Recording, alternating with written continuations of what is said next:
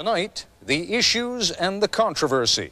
1,000 people have gathered at the City College of New York for a town meeting with Nelson Mandela.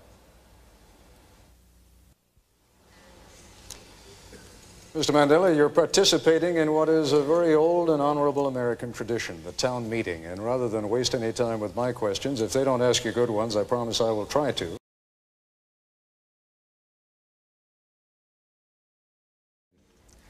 Those of us who share your struggle for human rights and against apartheid have been somewhat disappointed by the models of human rights that you have held up since being released in jail.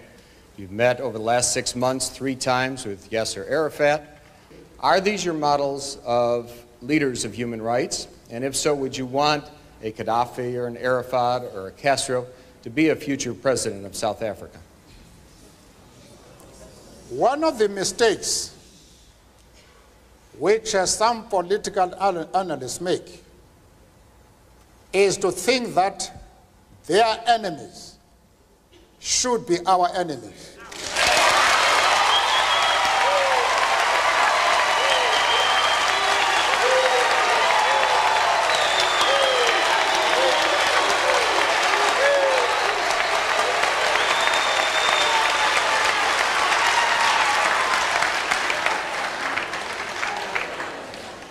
Our attitude towards any country is determined by the attitude of that country to our struggle.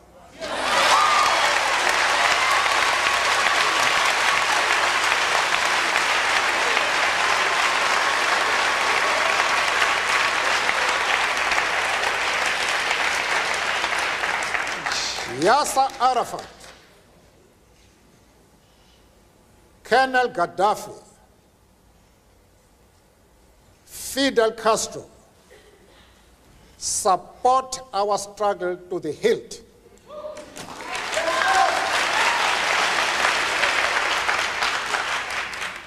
They do not support it only in rhetoric. They are placing resources at our disposal for us to win the struggle.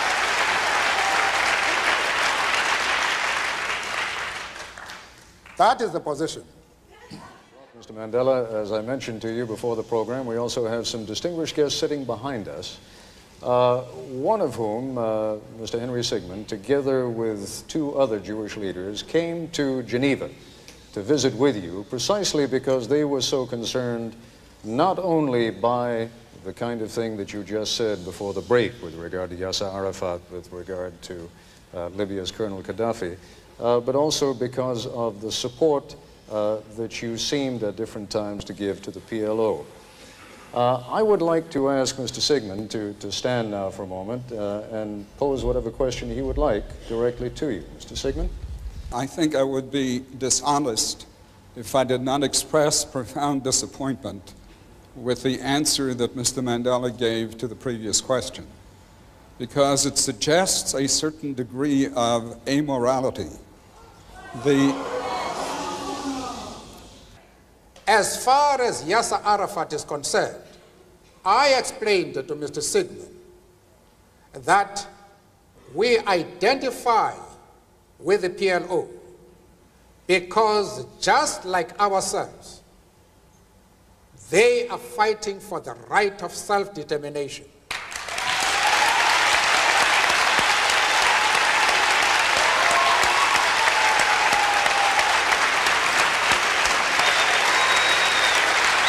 Mr. Mandela,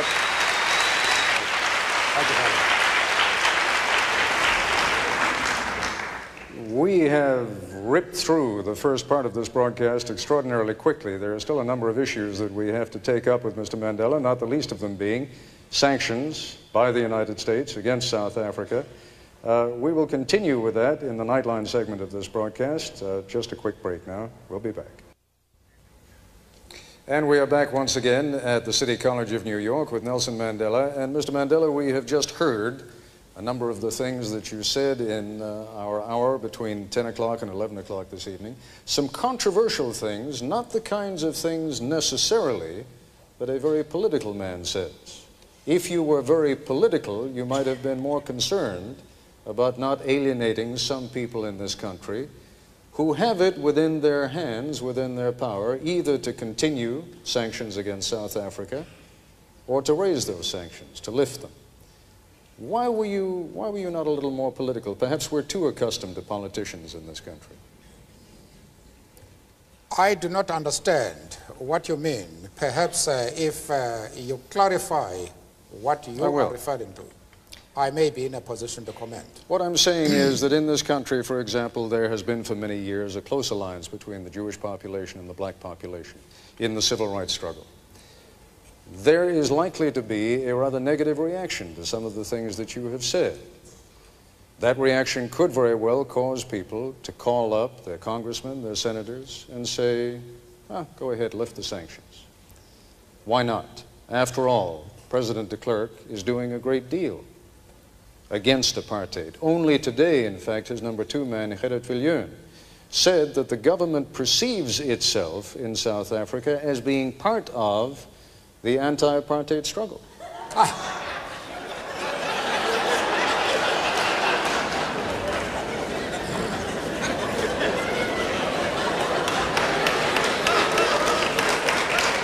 As far as the Jewish question to begin with, I have had discussions at my own initiative with prominent Jewish leaders to straighten out this affair.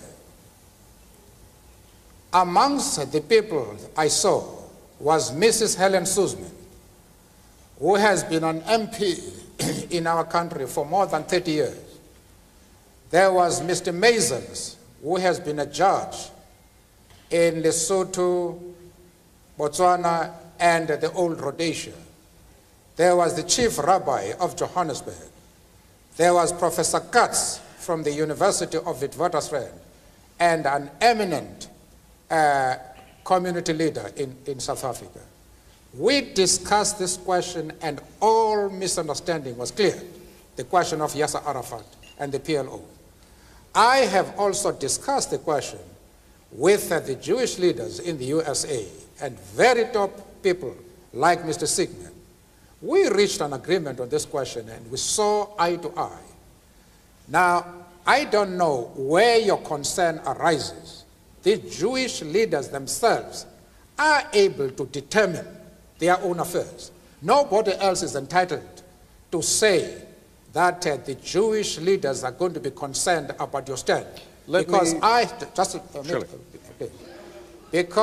I have had the discussions with them, and those discussions will reach consensus. But there are matters, of course, in which we did not agree. But the position which we take as the ANC, I thought we were able to explain it in such a way that it removed the concern of the Jewish community. Let's broaden it out. I am still prepared to do that even in this talk. If the Jewish leader have any doubts about our stand, I am prepared to address them and to allay their concern, because they are a very important community both in South Africa and, of course, in the States. And I'm prepared to iron out any differences that might exist.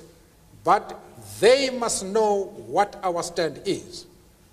Arafat is a comrade in arms, and we treat him as such.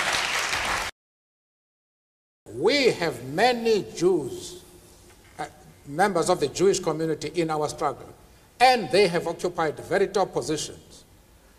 But that does not mean to say that the enemies of Israel are our enemies. We refuse to take that position. You can call it being political or a moral question, but for anybody who changes his principles depending on whom he is dealing, that is not a man who can lead a nation.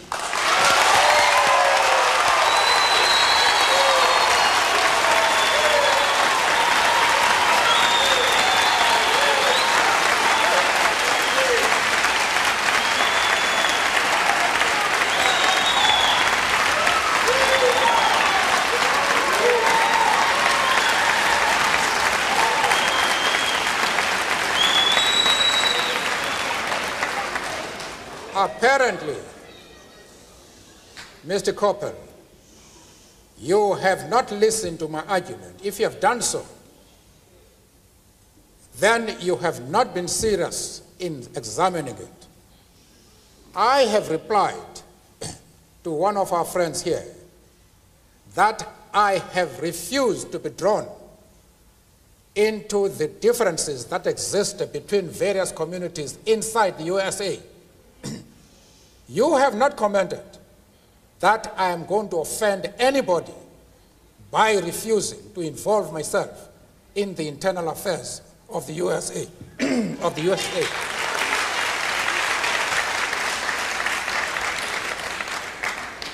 Why are you so keen that I should involve myself in the internal affairs of Cuba and Libya? No. I expect you to be consistent.